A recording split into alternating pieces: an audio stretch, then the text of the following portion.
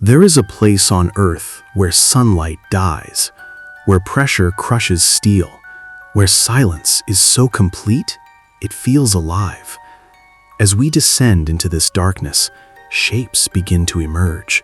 Not shadows, faces. Faces that don't look evolved. They look distorted, as if nature tried something and never looked back. This is not science fiction. This is the deep ocean, and these creatures are very real. Section 1. The first layer, losing the sun. At about 200 meters below the surface, the ocean begins to change. Light fades, colors vanish.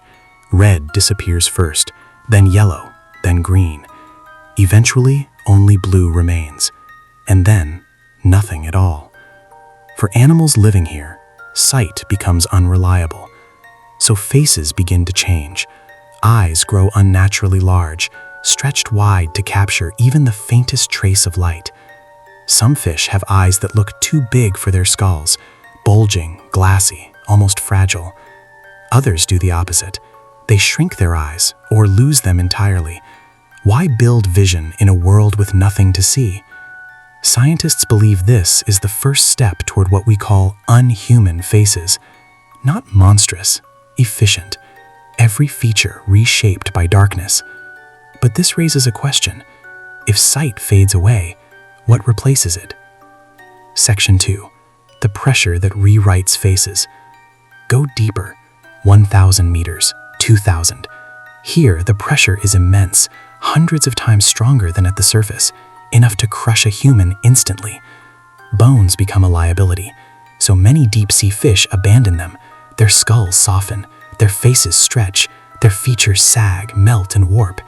Take the blobfish, often mocked as ugly, but in its natural environment, it looks normal. It's only when we drag it to the surface that pressure vanishes, and its body collapses into something unrecognizable. What we call unhuman may actually be the most honest form of adaptation, a face shaped not for appearance, but survival. Yet even here, something feels wrong. These faces don't just look soft, they look unfinished. Why does evolution allow forms that seem so unstable? Section 3. Hunger in a world without food. In the deep ocean, food is rare. Nothing grows, almost nothing falls. So when a meal appears, you take it, no matter the size.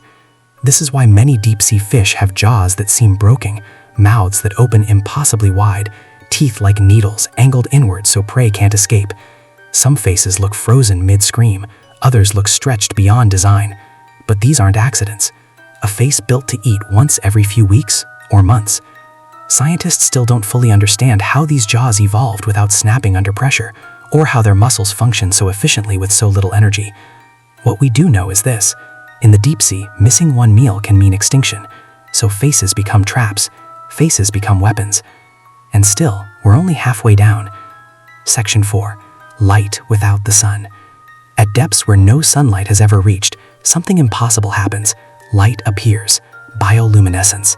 Fish grow glowing lures from their foreheads, light-producing organs under their eyes, patterns that blink, pulse, and shimmer in the dark. The anglerfish's face is perhaps the most unsettling of all, a mouth full of teeth, a glowing beacon dangling inches above it. But here's the unsettling part. We don't fully understand the language of this light.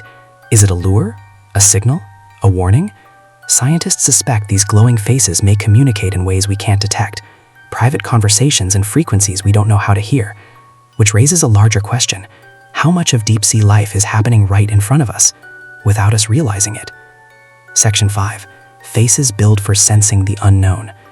At the deepest levels, faces stop being faces. Some fish develop sensory pores instead of eyes. Others have elongated snouts filled with pressure-sensitive cells. They don't see the world, they feel it. Tiny changes in water movement, vibrations from distant prey, electrical signals from living bodies. To us, their faces look alien, misaligned, wrong. But in total darkness, this may be the most advanced form of perception on Earth. Still, scientists don't know how these senses combine in the brain, or what the deep sea actually feels like to these animals. We're looking at faces shaped by a reality humans have never experienced, and perhaps never will. The deeper we go, the less familiar life becomes. Not because it's broken, but because it evolved without us in mind. These unhuman faces are reminders that Earth still holds worlds untouched by human expectation, worlds where survival rewrites beauty, where nature experiments in the dark. And what we've discovered so far is only a fraction. Most of the deep ocean remains unexplored, unseen, ununderstood. Somewhere below, faces exist that no human has ever looked into, faces shaped by pressure, hunger, and darkness alone. And the deeper we search for answers, the more the mystery grows.